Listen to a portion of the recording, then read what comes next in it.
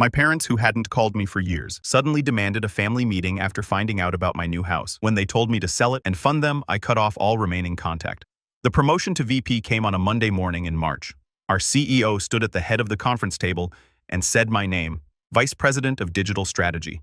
$285,000 base salary, stock options, performance bonuses that could push total compensation past $350,000. The board members applauded. People shook my hand. Someone opened champagne. My phone stayed silent in my pocket. No call from my parents, no text, nothing. Same as the past 14 months. I checked anyway after the meeting, standing in the hallway while colleagues congratulated me.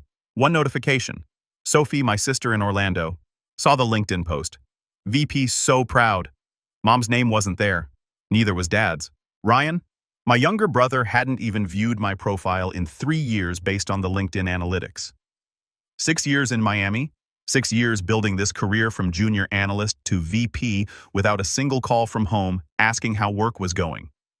No connections used, no family money borrowed, just 60-hour weeks and campaigns that worked. Sophie was the only one who ever asked. That evening, I sat at my apartment desk running numbers on a spreadsheet. The VP salary changed everything. I had $180,000 saved, enough for a 20% down payment on a $600,000 to $700,000 property. Miami real estate was expensive, but I could afford it now. No more renting, no more building someone else's equity. I called Vanessa Rodriguez, a realtor I'd met at a networking event 6 months earlier. I'm ready to buy, I said. Waterfront. 3 bedrooms, minimum $600,000 to $700,000 range. When do you want to start looking? She asked. Tomorrow. I found it in 8 days. Days 1 through 6 were strikeouts. A Coral Gables condo that felt too urban. A Key Biscayne townhouse with no yard. A Coconut Grove modern that didn't have the right feel.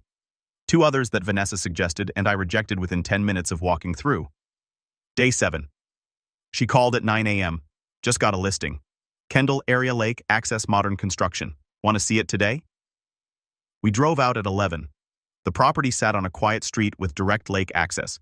2,800 square feet, built 3 years ago. Floor-to-ceiling windows across the back. Infinity pool overlooking the water.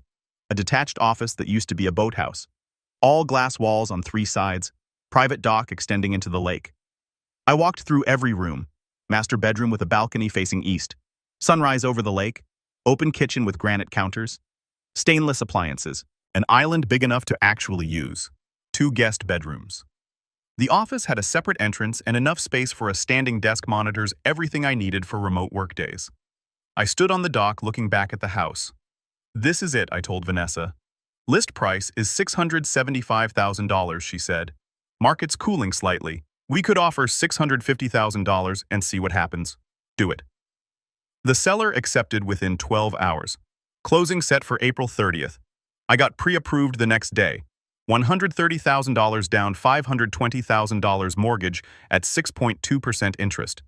Monthly payment of $3,095 including taxes and insurance. Easily manageable on my salary. I told exactly one person. Sophie answered on the second ring. Hey, what's up? I bought a house. Silence. Then, what? Lake property in Kendall closes end of April. She screamed. Actual screaming. Alex. Oh my God, this is incredible. When can I visit? How big is it? Did you get the lake view you wanted? We talked for 40 minutes. She asked about square footage, closing costs, what furniture I'd need. Real questions. Genuine excitement, no agenda. You're the first person I've told, I said eventually. Not mom and dad. They haven't called in over a year. Why would I silence on her end then quietly? I know. Ryan gets everything. We get silence. Sophie was the middle child, 3 years younger than me, 3 years older than Ryan. She'd spent her whole life watching mom and dad pour attention and money into Ryan while treating us like background characters. The difference was she'd made peace with it, moved to Orlando, built her own life as a graphic designer, stopped expecting anything, don't post about it yet. Okay, I said. I'll tell them when I'm ready. Of course, your news to share. Closing day came on a perfect April afternoon. I sat in the title company office, signing document after document, purchase agreement, mortgage papers, insurance policies. The closer pushed pages across the desk, and I signed my name 47 times. The wire transfer went through at 3:15 p.m., $130,000 from my savings account to the seller's attorney. The biggest check I'd ever written. The closer handed me a leather folder with 2 keys inside. "Congratulations, Mr. Carter. You're officially a homeowner." I drove straight there. The house was empty, all hardwood floors and afternoon sunlight. I unlocked the door and stepped inside alone. My footsteps echoed. I walked through every room, slowly touching walls, opening cabinets, testing light switches. The master bedroom was huge. The guest room would be perfect for when Sophie visited. The office had my name on it. I walked out to the pool deck.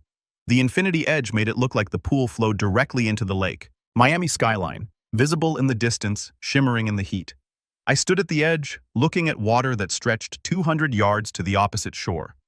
All mine, all earned, no family help, no borrowed money, just me. Sophie drove down from Orlando the Friday after closing. She arrived at 7 p.m. with a housewarming gift, a framed print for my office that said, "Build your own table in minimalist typography." "Figured it was appropriate," she said, hugging me in the driveway. We spent Saturday morning receiving furniture deliveries, king bed for the master couch and chairs for the living room dining table that sat. Sophie helped me unpack boxes and arranged kitchen cabinets. We ordered pizza for lunch and ate it sitting on the dock with our feet in the water. Sunday morning we had coffee watching the sunrise. Sunday afternoon, Sophie started taking photos. "You need to document this," she said, phone out. "You look happier than I've seen you in years." She took candid shots. Me standing in the office with the lake behind me. Me at the grill on the pool deck flipping burgers. One perfect shot at sunset. Both of us sitting on the dock with wine glasses. The lake turning orange and pink behind us. "These came out amazing," she said, scrolling through. "You look so happy here." "I am happy. Can I post one just to my Instagram?" I hesitated. "The sunset one, but don't tag the location specifically. Just Miami. Nothing detailed." "Promise." Sunday evening after dinner, Sophie posted. I saw the notification on my phone. The sunset photo with a caption. "Best weekend visiting my brother in his new place. Miami living suits him. So proud of everything you've accomplished, Alex Carter." Public post. My account tagged. Location listed as Miami, Florida. I liked it and thought nothing of it. Sophie drove back to Orlando Monday morning. We hugged in the driveway. "Thanks for coming," I said. "Thanks for having me. I love it here. You're always welcome." Tuesday morning I worked from home. Coffee at 8 a.m., laptop open by 8:30. Client presentation prep for a Thursday meeting. Quiet morning focused work. At 9:47 my phone buzzed. One notification, then 3, then 5, then it didn't stop. I picked it up. Instagram was exploding. Sophie's sunset post had 247 likes. Her posts normally got 30 or 40. The comment section was active. 68 comments. I scrolled through. Extended family I barely knew. Aunt Deborah asking, "Beautiful, where in Miami?" Uncle Mark commenting, "Congrats on the new place, Alex." Cousin Rachel with, "Wow, fancy, can we visit?" Then hometown acquaintances I hadn't spoken to since high school. "Wait, Alex lives in Miami now. I heard he got some big promotion. Someone said he's making bank." Then one comment that made me stop. "Brittany Ryan's wife. Gorgeous. We should visit. I saw it's a lake house. Ryan would love the dock." I stared at my screen. How did Brittany know it was a lake house? Sophie's photo showed sunset and wine glasses. No house visible. No dock. No identifying features. I opened Facebook Messenger. 3 unread messages. First one from Mom. First contact in 14 months. "Alex, when did you buy a house in Miami? Why didn't you tell your family? We had to find out from Instagram. No congratulations. No, we're proud of you. Just accusation." I didn't respond. Second message from Aunt Deborah. "Your mother is very hurt that you didn't tell her about the house. You should call her." Third message from a distant cousin named Brad. I'd met twice in my life. "Yo man, heard you're destroying it in Miami. We should catch up." My email dinged. New message from Sophie. Subject line in all caps. "I'm so sorry." I opened it. "Alex's mom called me 20 minutes ago asking for your address. Said she wanted to send a housewarming gift. I said I didn't have it memorized. Then Brittany called. Said Ryan wanted to surprise you with a visit. I said I couldn't give out your address without asking. Then Mom called back crying. Said I was keeping secrets and choosing sides. She made me feel so guilty. She said Dad's health insurance lapsed, and they might lose the house and you were their only hope, and if I loved them, I'd help them reach you. So I sent her a photo, the one I took from the front entrance with your address visible on the mailbox. I'm so sorry, I didn't think she'd forward it. She forwarded it to a family group chat. Carter family updates. You're not in it, but I am. Aunt Rachel added me. Ryan's in it, all the cousins, everyone. Mom wrote, look at Alex's $650,000 Miami Lake house with private dock that he didn't bother mentioning to family. Meanwhile, Ryan is struggling and we're about to lose everything. Guess success makes you forget where you came from. I'm so sorry. I should have asked you first. Please forgive me, I read it twice. I read it. Not angry at Sophie, angry at the manipulation. Mom had lied about Dad's health insurance to extract information, then weaponized it in a group chat I wasn't even in. I texted Sophie, not your fault, they played you. Don't feel guilty. She responded immediately. I feel terrible. Don't. This is what they do. At 11:30 my phone rang. Mom calling. I stared at the screen.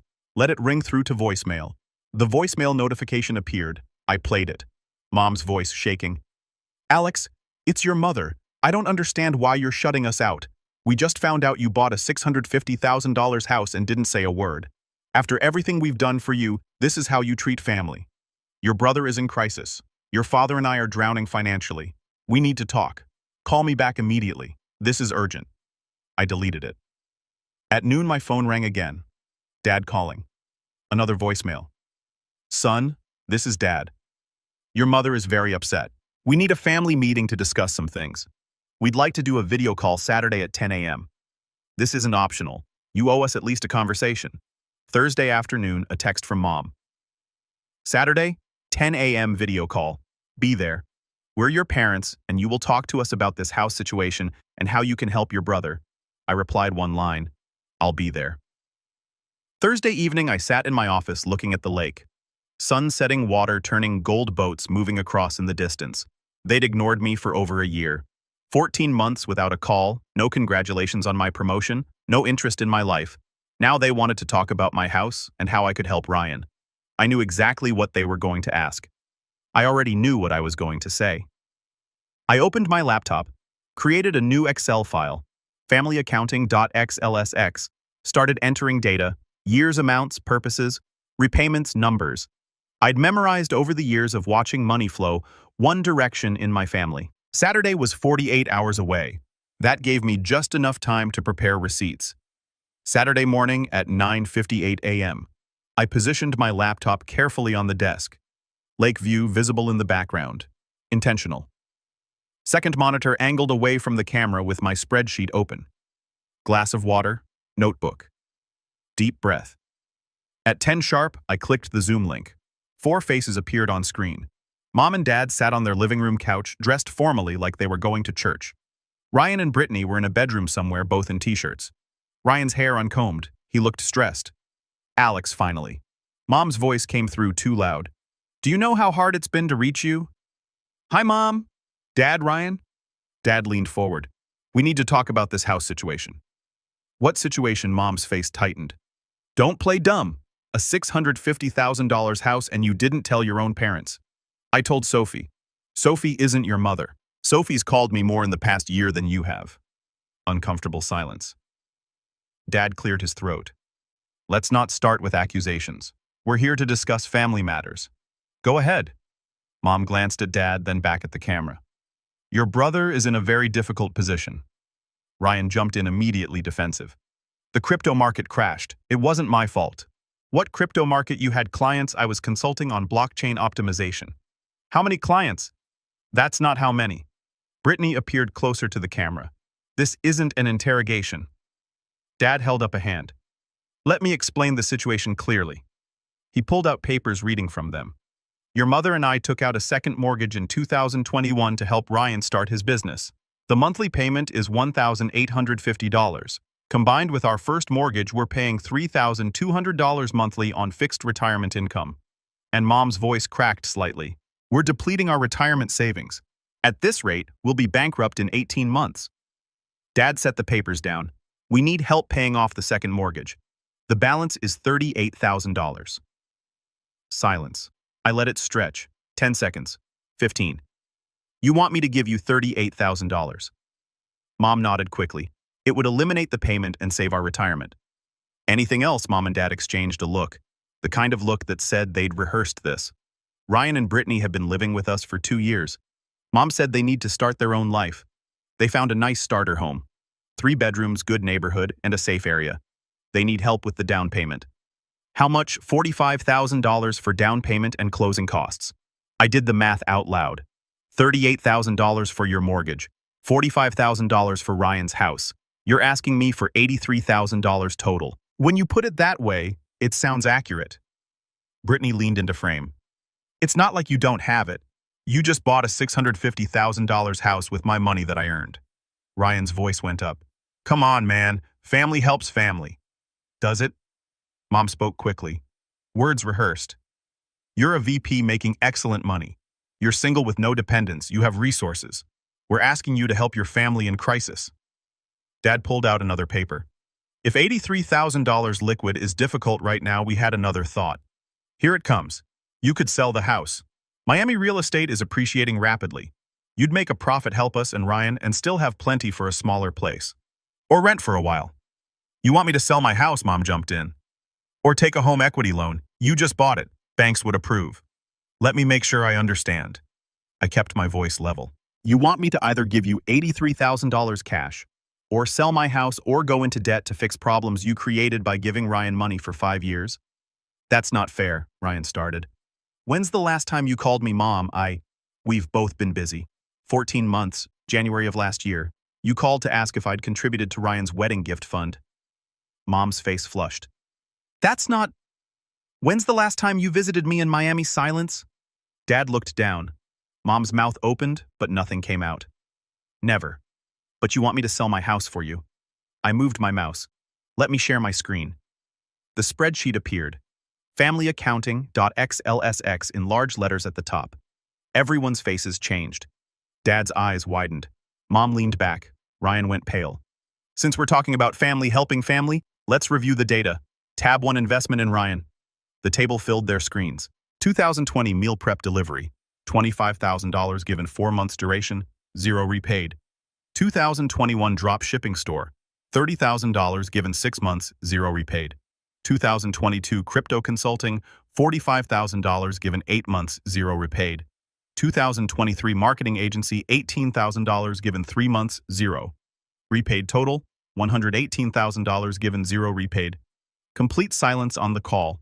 I was going to pay them back. Ryan's voice was small. Tab 2 Investment in Alex. Much shorter. Table 2010. Freshman textbooks. $1,500. Given $1,500 repaid in 2012, 2011 through 2024. All other requests, 0 given. Total $1,500 given.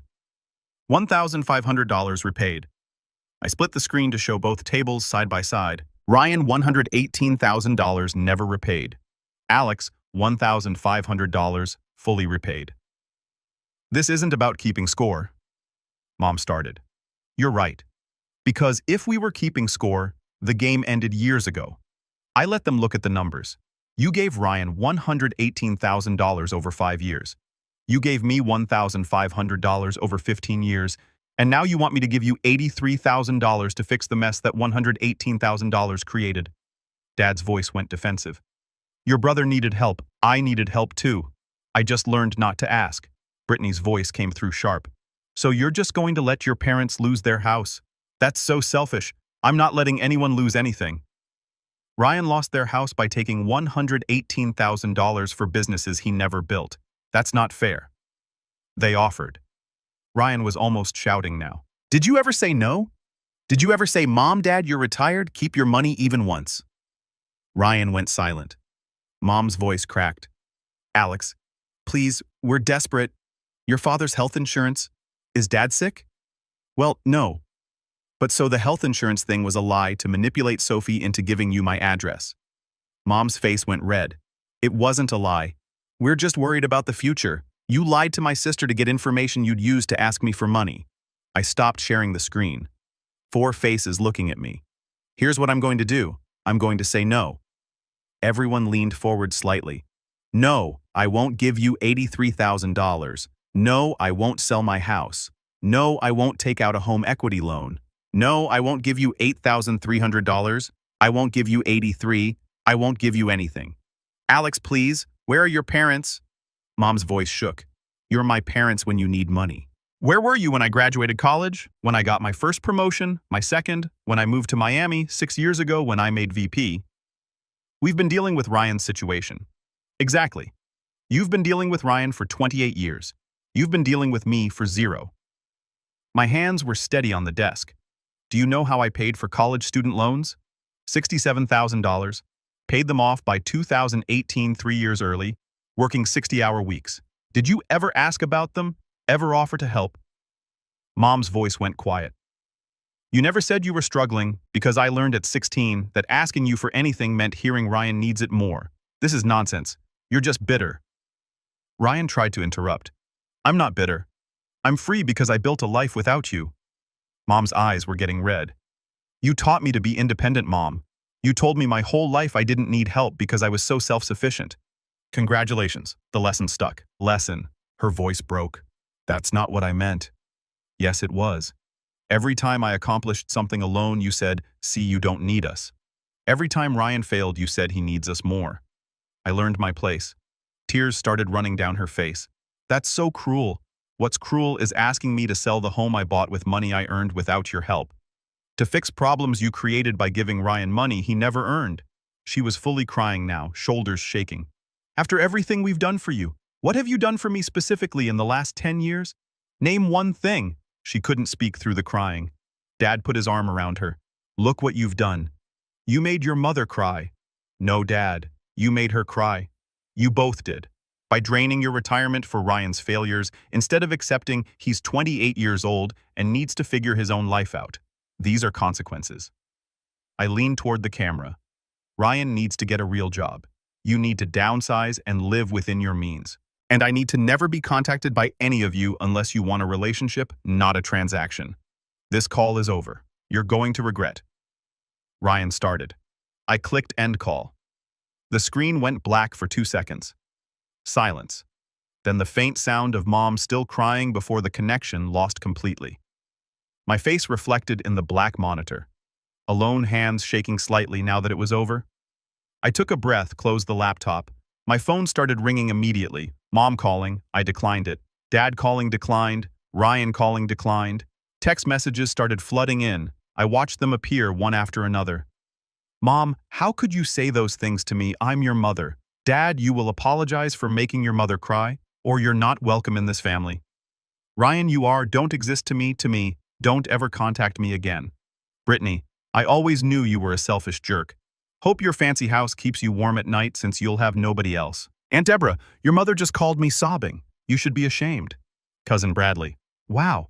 Family asks for help and you throw money in their face. You're disgusting. Then one different message. Sophie, I heard what happened. Family group chat is exploding. Are you okay? I texted back. I'm okay. Better than okay. I set the phone to do not disturb, stood up from the desk, walked through the house to the pool deck. The morning was perfect. 78 degrees light breeze sun reflecting off the lake. I sat at the edge of the infinity pool with my feet in the water boats moving across the lake in the distance. Miami skyline hazy in the heat. I just burned down the only family I had. And I felt lighter. I sat there for 20 minutes. No phone, no laptop, just water and sun and silence. Then I stood up, walked back inside, opened the laptop again. Client presentations still needed work. The Thursday meeting didn't care about family drama. Life didn't stop for this, and neither would I. Saturday afternoon at 3 p.m., my phone buzzed with a text from Sophie. Group chat is insane. Sending screenshots. I opened the images she sent. The family group chat. Carter family updates, the one I'd never been added to, was on fire with 127 unread messages since the call ended 5 hours ago. Mom's message at the top, I'm devastated. Alex said horrible, cruel things to me today. Told me I was a bad mother, made me cry after everything we've done for him. Aunt Deborah responded immediately. That's terrible, Linda. What did he say exactly, Mom? He threw a spreadsheet in our faces, said we gave Ryan too much money, refused to help us when we're losing our house. Ryan jumped in. He's got a VP salary and a $650,000 house and won't give his own parents $38,000 to save their retirement. That's sociopath behavior. Brittany added, some people get a little success and forget they came from nothing. Then Uncle Mark, Dad's older brother. Wait, is there more context here? Why did you need $38,000? Mom, We took a second mortgage to help Ryan start his business. Now we can't afford the payments. Uncle Mark? And you asked Alex to pay it off. Dad, he's our son. He has resources. Family helps family. Uncle Mark, did you help him buy his house? No response to that. My younger cousin Jason, 29, who worked in tech in Denver. So let me get this straight. You gave Ryan over $100,000, gave Alex nothing, and now you're mad he won't give you money. Mom, that's not fair. Ryan needed more help. Jason, did he though? Or did you just enable him for years? Aunt Deborah, Jason? That's your aunt? Jason. And Alex is my cousin who worked himself to the bone and doesn't owe anyone anything. The chat split into two clear camps. Team parents included Aunt Deborah, Cousin Bradley, and older relatives over 60 who didn't know the full story. Team Alex included Uncle Mark, Jason, younger cousins under 40, and obviously Sophie. Sunday morning, Sophie sent another screenshot. Brittany had posted on Facebook publicly. Sad when family members choose money over relationships. Some people have resources to help struggling family, but refuse, praying for those in need while others live in luxury they didn't earn. The post didn't name me. Everyone knew anyway. 240 comments by noon, mostly from Brittany's friends who didn't know the context. Lots of praying for you and family should come first. Then Uncle Mark commented, earned it himself actually without any family help, which is more than some people can say. Aunt Deborah's friends attacked him in the replies. Sophie jumped in. Maybe people should build their own success instead of demanding others fund their lifestyle. Brittany replied, easy to say when your brother hoards wealth? Sophie fired back. Easy to criticize when your husband has failed at 4 businesses funded by his parents. The thread erupted into 80+ comments of family members arguing. I closed the screenshots. Not my circus anymore. Monday morning at 9:15 my phone rang. CEO, Michelle Rivera. My stomach dropped. Hello, Alex. Got a strange email over the weekend. From who? A concerned family member saying you're financially abusing your elderly parents and we should be aware of your character. Silence. I deleted it. Michelle said, want to tell me what's actually happening? I explained briefly. Family hadn't contacted me in 14 months. Found out about my house on social media. Asked me for $83,000. I said no. Now they were retaliating. They asked you to sell your house to fund your brother's life. That was one option they suggested. Yes. Long pause on her end. Jesus Christ, okay. Forward me any other contacts like that. This is harassment. Our legal team will handle it if it continues. Thank you. And Alex, you did the right thing. Boundaries are hard, especially with family, but they're necessary. Relief flooded through me. Thank you. Take today off if you need it. Actually, take the week. You've got PTO. I'll work. Honestly, work is the distraction I need. After the call, messages continued rolling in. Positive ones first. Cousin Melissa in Atlanta. Heard what happened. Team Alex, 100%. Don't cave. Uncle Mark, your dad called asking me to talk sense into you. I told him maybe he should look at his own choices. Keep your house, kid. Cousin Jason. Dude, stay strong. Ryan's been mooching for years and everyone knows it. My work friend David. Sophie filled me in. Want to grab dinner? My treat. Then the negative ones. Aunt Deborah. You broke your mother's heart. I hope you can live with that. Cousin Bradley. Success without family means nothing. You'll pass away alone in that big house. A distant aunt I'd met twice. I don't know what happened, but family should forgive. You should apologize. I didn't respond to any of them. Delete. Delete. Delete. Tuesday afternoon. Sophie called. Mom's not speaking to me, she said. She says I chose your side. I'm sorry you're caught in this. Don't be. I chose correctly. She lied about Dad's health insurance to manipulate me. That's messed up. Silence on the line then. Also, Ryan got a job. What Dad told him, either get employed or move out. Ryan's starting at some tech sales company next week. Entry level. Good. He needs it. Mom's furious at Dad for the ultimatum. The house is tense. Not my problem anymore. By end of week 1, the dust started settling. Week 2 brought unexpected updates. Sophie sent me a LinkedIn screenshot on May 20th. Ryan's profile with a new post. Excited to join TechStart Solutions as BDR. Looking forward to growth opportunities. Business Development Representative. B2B software sales. Salary around $42,000 base plus commission according to Glassdoor. First real job with a salary in 6 years.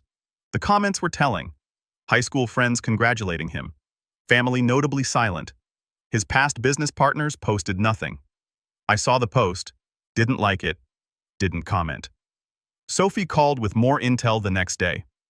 Ryan's working 9 to 6 every day, hates it, complains constantly to mom about cold calling and quotas.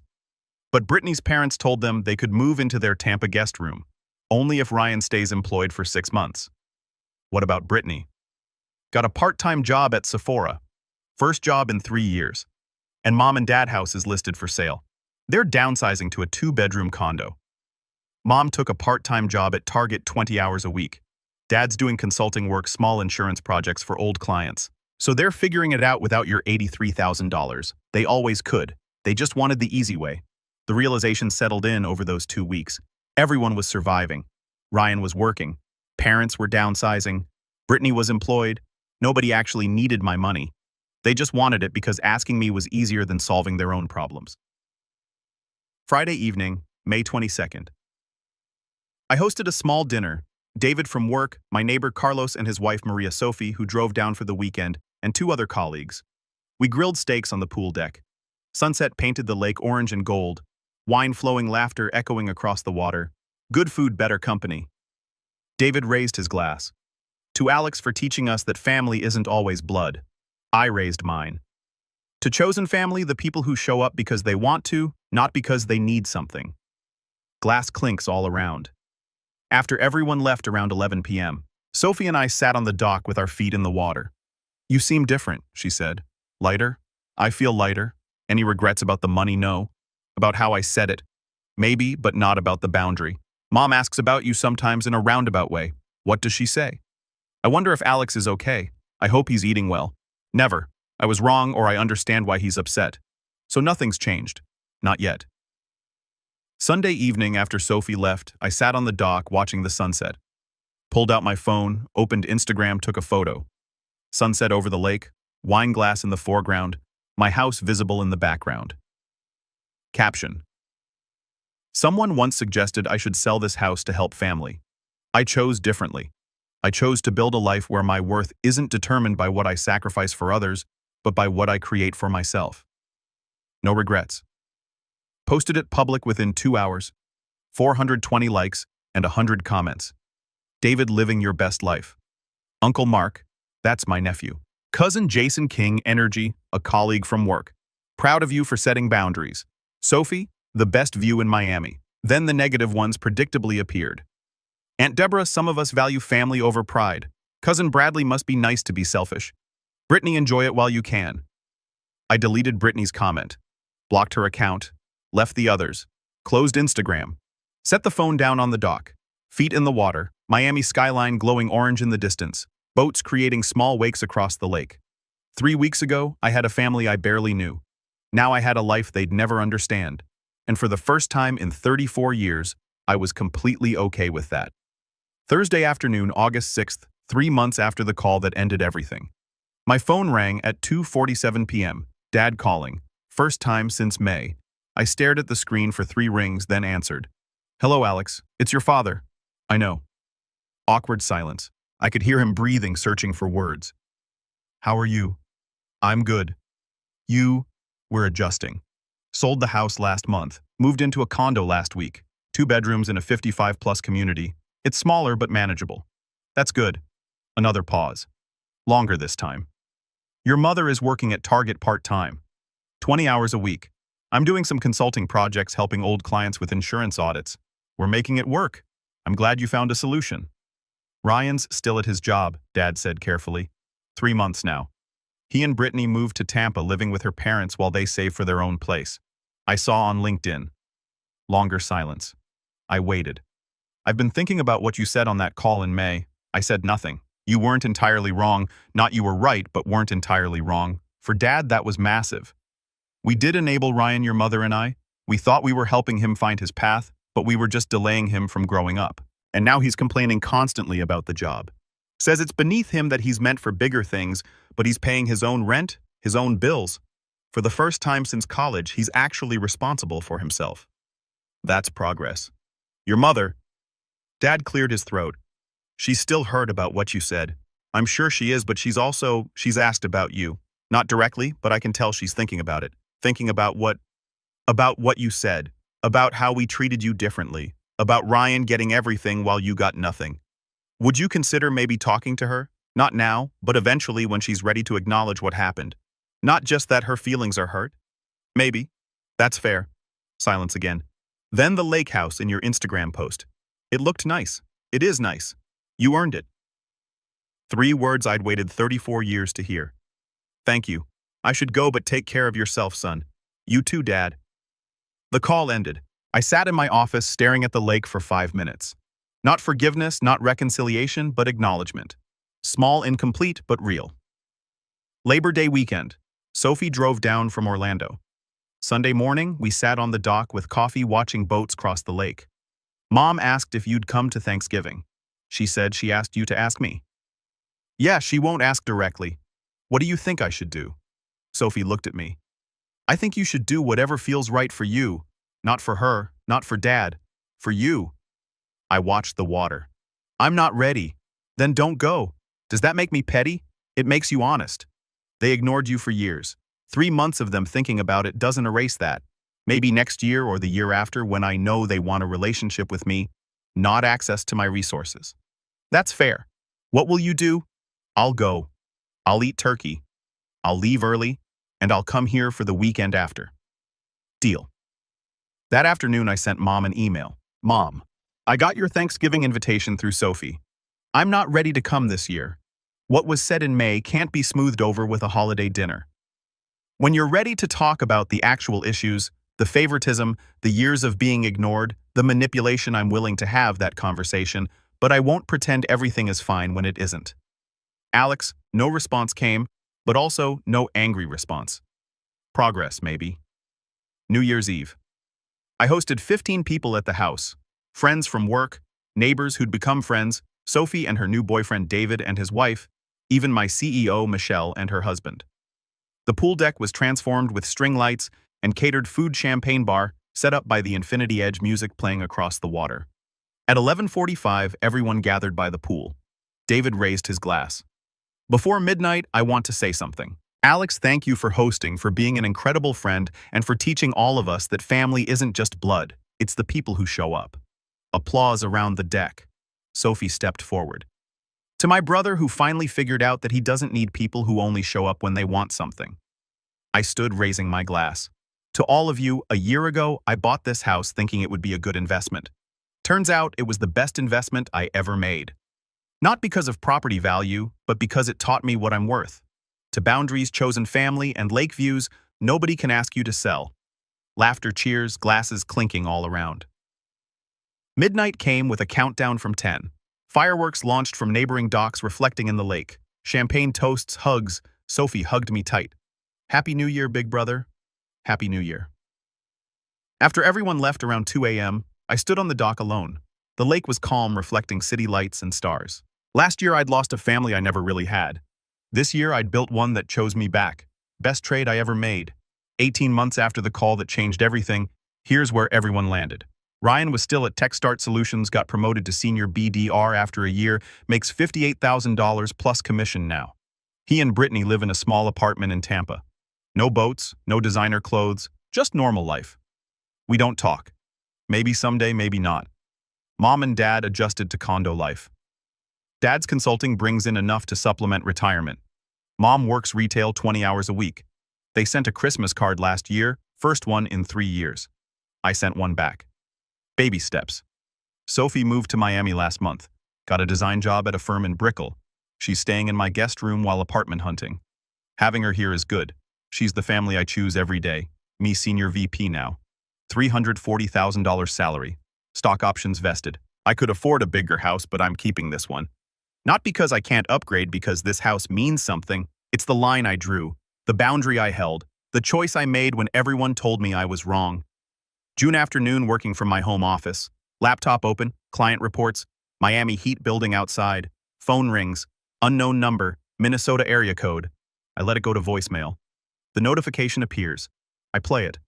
Hey Alex, it's Brad, your cousin. Long time. Listen, I'm starting a business app development and I heard you're doing really well. I was wondering if you'd be interested in investing. Nothing huge, maybe $25,000 to start. Let me know. I delete the voicemail mid-sentence. Smile. Text Sophie. Someone just asked for investment money. Guess I'm officially successful. Her reply comes immediately. LOL. What did you say? Me nothing. Deleted, blocked, moved on. Sophie, proud of you. Me learned from the best.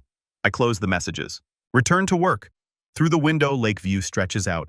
Afternoon sun turning the water gold. Miami skyline hazy in the distance. Dad wanted to teach me about family obligations. He succeeded, just not the way he intended. Obligation isn't about money, it's about respect. And when someone shows you for years that they don't respect you, you're not obligated to fund their life. You're obligated to protect your own. Some people call that selfish. I call it survival. And from where I'm sitting, survival looks pretty damn good.